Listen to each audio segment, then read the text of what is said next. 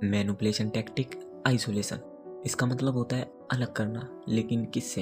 हर उस इंसान से और इमोशन से जो उसको सहारा देता हो। क्या आइसोलेशन एक नेसेसरी टैक्टिक है? तो नहीं। लेकिन क्या इम्पोर्टेंट है? तो हाँ। वीडियो शुरू करने से पहले बता दूं कि मैं किसी भी तरीके से मैनिपुलेशन को एंडोर्स या फिर सपोर्ट नहीं करता। मैं वीडियोस बनाता हूँ ताकि लोग अवेयर हो सके कि मैनिपुलेशन होता क्या है। जो चीज़ें इस वीडियो में बता रहा हूँ वो हाईली इन्फ्लुएंशियल और मैनिपुलेटिव है।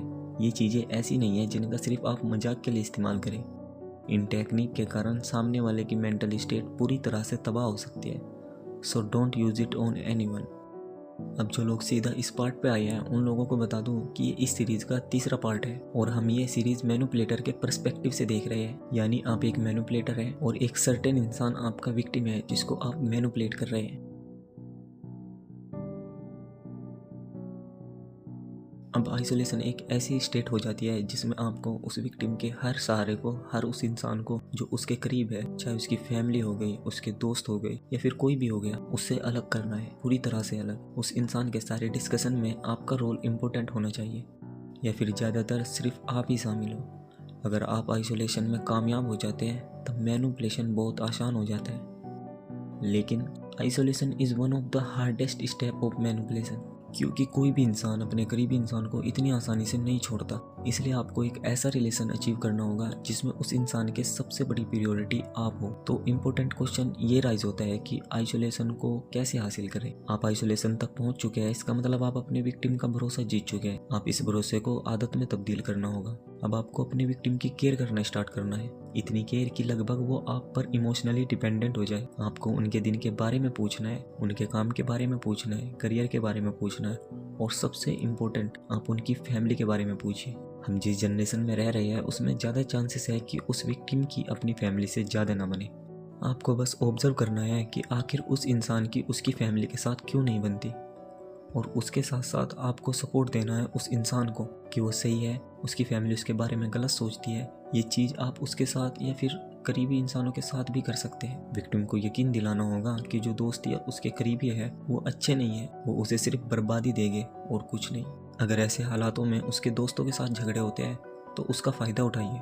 उस झगड़े को आप बड़ी चीज़ में तब्दील कर सकते हैं, उस झगड़े को बढ़ाइए और अगर पॉसिबल हो पाए तो कोशिश कीजिए कि उसका दोस्त या फिर करीबी इंसान को अपने विक्टिम से तोड़ पाए। आपको अपने विक्टिम को यकीन दिलाना होगा कि आप उनकी परवाह करते हैं, सबसे ज़्यादा परवाह, उनकी फैमिली से भी ज़्यादा, उनके दोस्तों से भी ज़्यादा, उनके करीबी इंसानों से ज़्यादा। तभी वो उन सबको छोड़ने को तैयार हो जाएगी और सिर्फ आपके साथ रहना पसंद करेगी। शुरुआत में अपने विक्टिम को वो सारा इमोशनल सपोर्ट देना होगा जो उसे बाहर से मिलता है। अब जब आप अपने विक्टिम का एकलौता सपोर्ट है तो ये वो वक्त है उनको उस सपोर्ट की अहमियत याद दिलाने का। आपको उस इंसान का इस हद तक सपोर्ट बनना होगा कि वो इंसान आपको खोने से डरे, क्योंकि अगर आपकी अहमियत नहीं होगी तो आइसोलेशन पॉसिबल नहीं है। अब जो विक्टिम के करीबी इंसान हैं उनको थोड़ा दूर करने के बाद पूरा दूर करना होगा। विक्टिम को यकीन दिलाइए कि वो बहुत ही इनोसेंट और अच्छे इंसान हैं और जो उनके दोस्त हैं वो उनका फ़ायदा उठाते हैं। और कुछ ऐसी बातें कहिए कि मुझे तुम्हारी परवाह है, मुझे तुम्हारे अलावा किसी और इंसान की ज़रूरत नहीं है। और विक्टिम को ये जताइए कि आप भी उस इंसान को इतना ही हेट करते हैं जितना कि वो करते हैं। इससे आपके विक्टिम को लगेगा कि आपकी और उसकी सोच एक ही है। फिर आप उन चीज़ों को बढ़ा सकते हैं। उनसे कहिए कि मुझे बिल्कुल पसंद नहीं है कि आप किसी और से बात करते हो या फिर करती हो, मैं जेलस फील करता हूँ। इन चीज़ों से आपके विक्टिम को लगेगा कि आप उसके लिए पॉजेसिव है।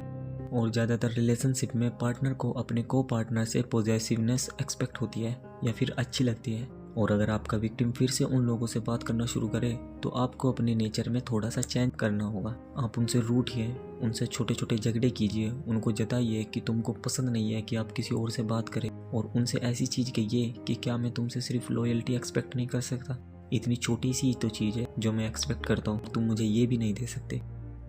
ऐसी लाइंस जो उनको सोचने पर मजबूर कर दे। उनसे कहिए कि देखो, अगर तुम उनसे बात नहीं करती तो इसमें मेरा क्या फ़ायदा होगा, यह तो तुम्हारे लिए अच्छा है, तुम्हारे फ्यूचर के लिए अच्छा है, और तुम्हारे दोस्त तुम्हारे लिए ठीक नहीं है। अगर इन बातों की वजह से आपके और आपके विक्टिम के रिलेशंस में कुछ बदलाव होने लगे तो फिर से नॉर्मल एक्ट कीजिए, लेकिन अपना टास्क कभी मत बदलिए। Be there only choice.